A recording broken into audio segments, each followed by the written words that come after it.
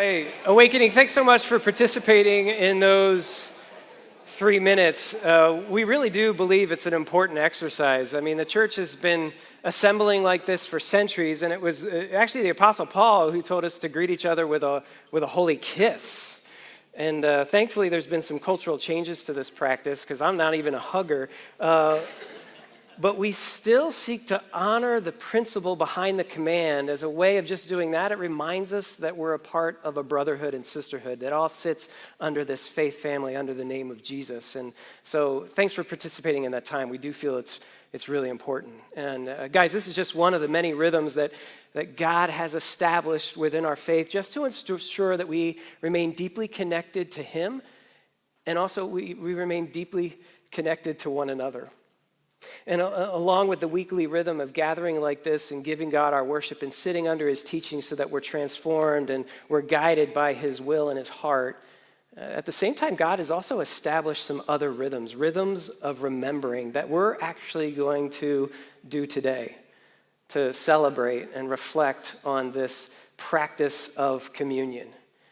You have to understand that the practice and the rhythms of remembering that God is activated within our faith, they're really powerful, and they're really purposeful. And Scripture has given us actually the consequences of when we begin to lose these rhythms of remembrance. And most dramatically in Judges chapter 2, verse 10, it says this: after the whole generation had been gathered to their ancestors, another generation grew up who knew neither the Lord nor what He had done for His people. We can be a pretty forgetful people. And when we neglect the core tenets of our faith and the deep biblical history and rootedness of our faith, guys, it can be so devastating. And so therefore, here at Awakening, we've been having a consistent flywheel of centering in on communion for an entire service so that we once again just remind ourselves of our guilt, of God's grace, and also this future gathering to come. I've actually been doing a lot of remembering lately. We've been in the process, as I just mentioned, of moving from the East Coast and been digging through boxes and pulling out artifacts and been showing them to my family. Look at this. And they don't care, all right? But I'm going to share them with you, okay? Maybe you'll care, all right? But one of the boxes I was rummaging through, I pulled out some of my old tape cassettes and CDs and that kind of thing. And I pulled this one out here. This was one of my favorite conscious rappers of the day. His name was KRS-One. He was a part of a group called Boogie Down Productions, okay? And I used to listen to this and many other tape cassettes in my Sony Walkman all throughout the day. If you're not familiar with what a Sony Walkman is, I want you to imagine a brick. And I want you to imagine putting this in the brick, and then there's a thing called, follow me on this, a wire, okay? And that actually goes into some headphones, okay? And I would listen to that music all the time. Now, unfortunately, if I'm being honest with you, I really couldn't afford a Sony Walkman right out of the gate. I had to go with a cheaper knockoff version that was made by Jordache Jeans. I want you to see it right here. It's pretty bad. Yeah. It's amazing this thing even played. Somehow we hung these on our belt loops and thought it was amazing and cool. So it's funny how the mind works. And it's one of the reasons I think that God gives us symbols, because it jars us. And we need physical things to awaken our minds to the invisible spiritual realities that are going on. And when I see that, my mind immediately goes to the first tape cassette that I ever bought.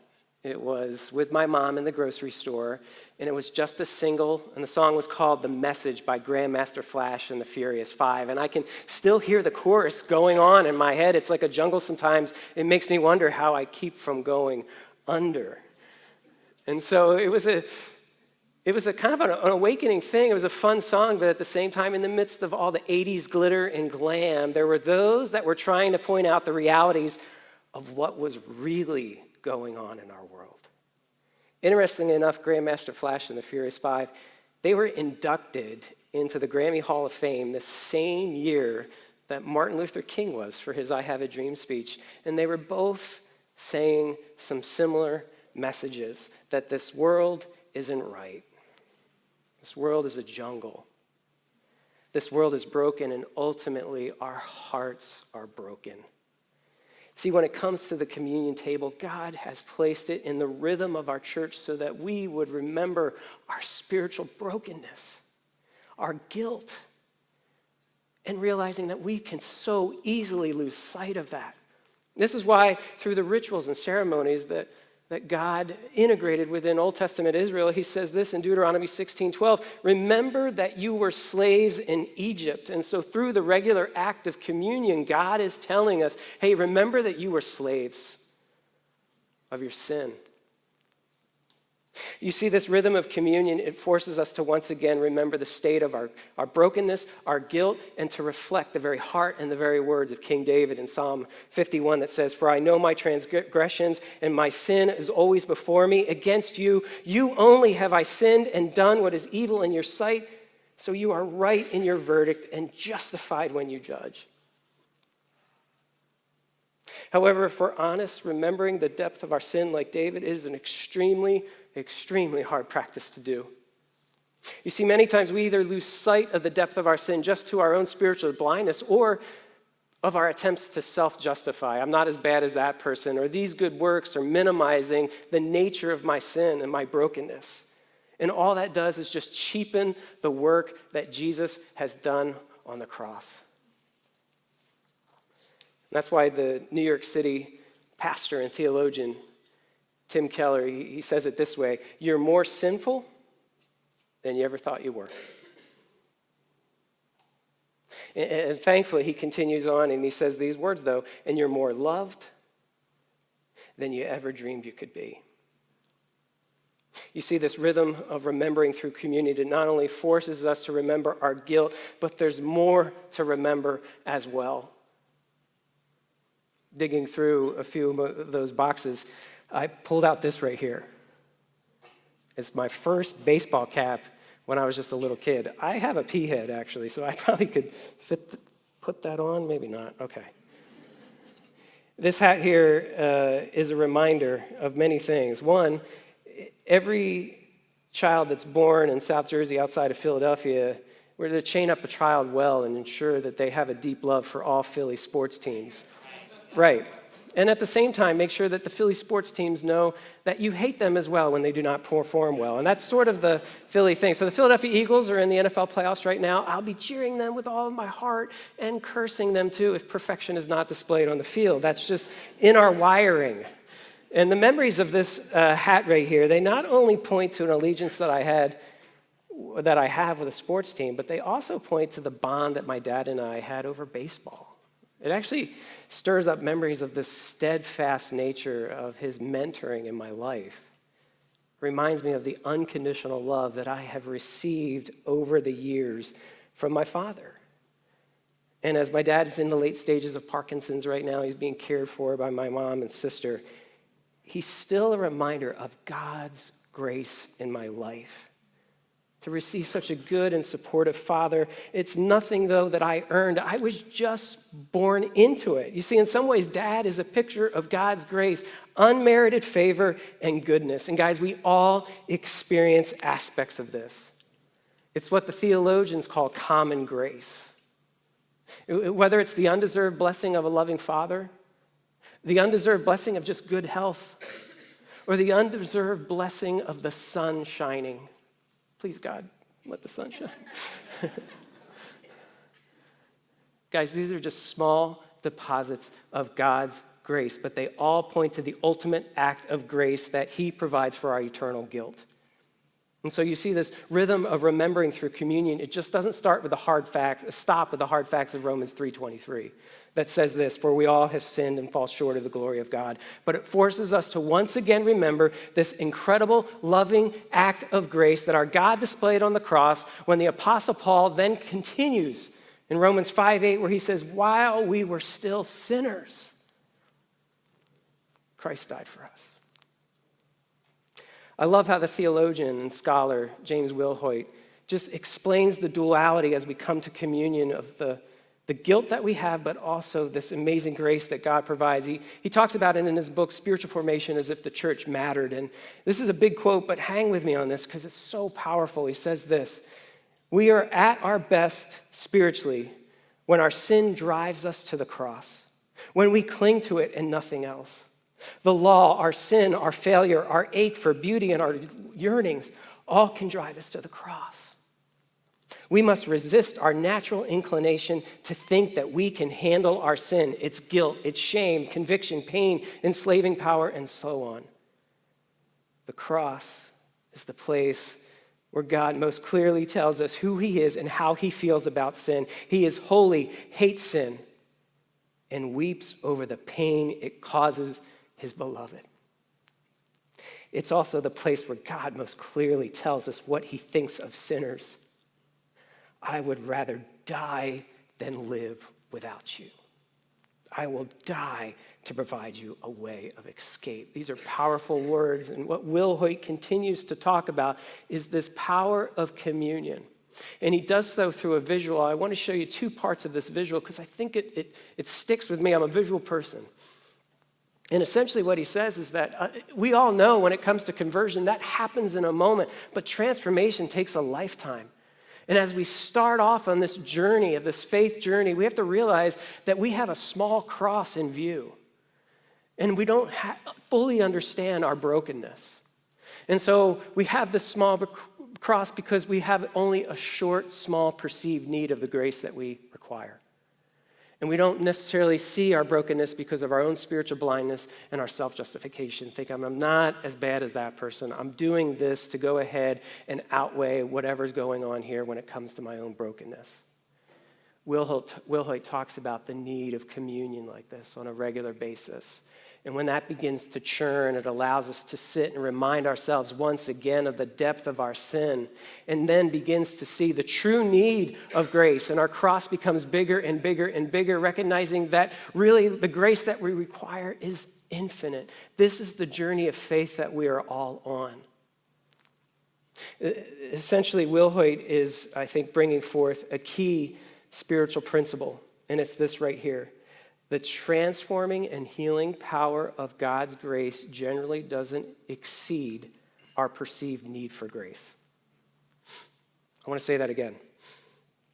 The transforming and healing power of God's grace generally doesn't exceed our perceived need for grace. This is why spiritual guru Dallas Willard says this: to grow in grace means to utilize more and more grace to live by until everything we do is assisted by grace. Then whatever we do in word or deed will all be done in the name of Jesus. The greatest saints are not those who need less grace, but those who consume the most grace, who indeed are most in need of grace, those who are saturated by grace in every dimension of their being. Grace to them is like breath. And so as we come to communion, this rhythm of remembering, we remember our guilt, we remember the grace that God has given us in rescuing us, but then also the grace of continually transforming us. And this act, however, it just doesn't stop there. It also forces us to remember this future gathering to come. I want to share with you one other artifact that I've dug up. And this one here is a button. It's rusty, and it says, member, Jim Smith Society. And this is another one that's connected to my dad. You see, during my childhood years in South Jersey, my family and I were part of an organization called the Jim Smith Society because my dad's name was Jim Smith.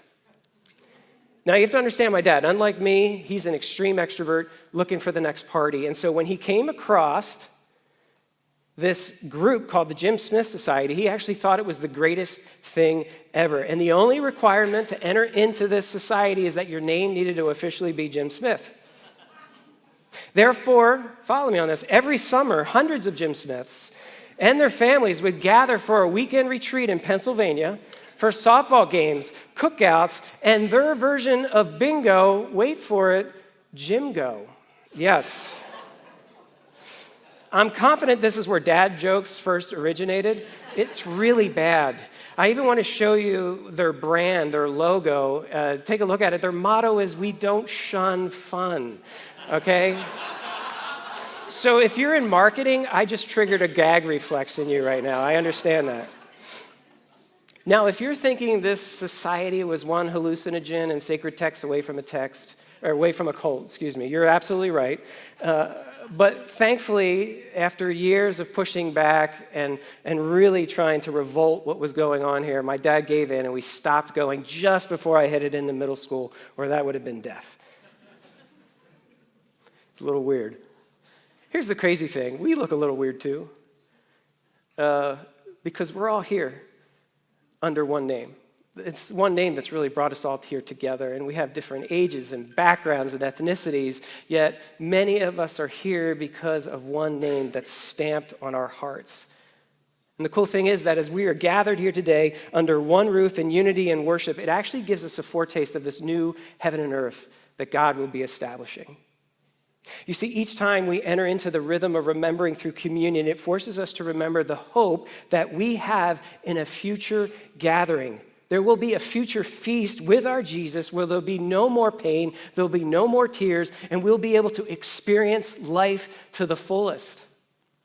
You see, Jesus mentions this future meal at the very first communion, which we call the Last Supper. And it was the night before his death. Jesus was sitting down with his 12 disciples for this traditional and rhythmic Passover meal that God instituted for Old Testament Israel.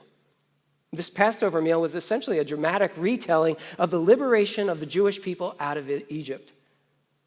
But Jesus then takes this meal and he reframes it. And he says, hey, when you take and eat now, it not only points to, or doesn't point to, the liberation of God's people out of Egypt, it actually points to the liberation of the entire world from their bondage of sin and from eternal separation from their Creator.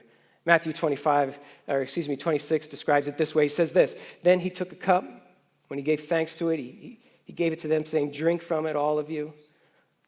This is my blood of the covenant, which is poured out for many for the forgiveness of sins. I tell you, I will not drink from this fruit or drink from this fruit of the vine from now on until that day when I drink it new with you in my Father's kingdom. Hear me on this. The rhythm of remembrance and communion, it not only forces us to remember the weight of our guilt,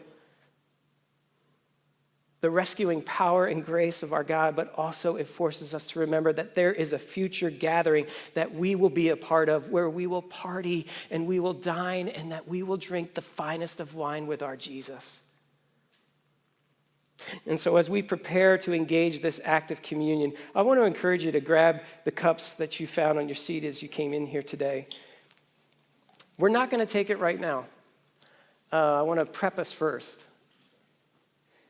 We're going to take it together, the bread and then the drink. We're going to drink from the cup as one church family. But if these cups are new to you, the first layer, you'll be able to get the bread, which is a wafer. The second layer, you'll be able to get the drink, and we'll be able to drink from the cup. By the way, if you need a gluten-free version, there's some at the prayer station in the back. But we really just want to take time before we go and eat the bread and drink from the cup. We just want to spend some time to reflect, to really honor the core foundation of this rhythm, which is to remember our guilt, to remember his grace, and to remember this gathering that's to come.